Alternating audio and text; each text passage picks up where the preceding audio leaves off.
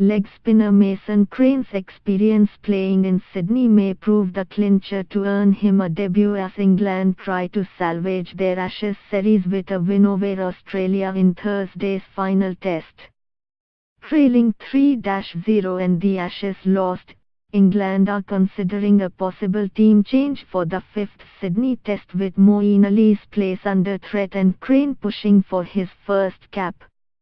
Moeen has played 48 tests and came to Australia as an accomplished all-rounder, but he has underperformed, taking only 3 wickets and averaging 19 with the bat.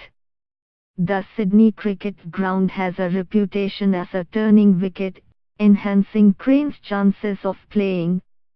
The 20-year-old Hampshire leggy also boasts a 5-wicket haul playing at the famous ground for New South Wales last year. Crane, who was impressing in Sydney club cricket, was called up by NSW and took 5 wickets in the Sheffield Shield victory against South Australia. With the series lost, it gives us the opportunity to look at some different people, England's Australian coach Trevor Bayliss said this week. Asked if Crane was ready for Test cricket, Bayliss added, "There's maybe no time like the present to find out. We think he is a guy that has got the goods, and the more he plays at this level the better he will get. You have got to start somewhere." England outplayed Australia for large tracts of last week's fourth test in Melbourne, only for Steve Smith to bat out the entire last day with an unbeaten century for a draw.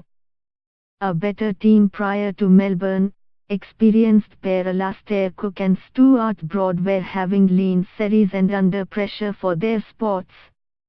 But Cook carried his bat with an unbeaten 244 inches, the highest test score at the Melbourne cricket ground by an overseas player, while Broad bounced back to form with 5 wickets in the match. "We are a better team than what we have played on this trip, and that is a benchmark for our side moving forward," Captain Joe Root said after the Melbourne draw. "We will try to make sure that we go one better in Sydney and get the win that we want. But to break through in Sydney, where they have won twice in the last 4 Ashes tests, England must find a way of shackling the free-scoring Smith." Smith has enjoyed a phenomenal series, scoring 3 centuries, including a test-best 239-inch spurt, to amass 604 runs in 6 innings at an astonishing average of 151.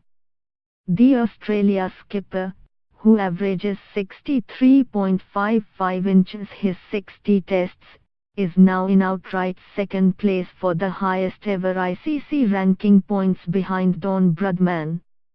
"I'm adapting to each of the bowlers. I'm changing my plans to them and how they are trying to get me out," Smith said. "Hopefully, I can just keep working and keep getting better as well." Root said his team had to keep believing they can get Smith out.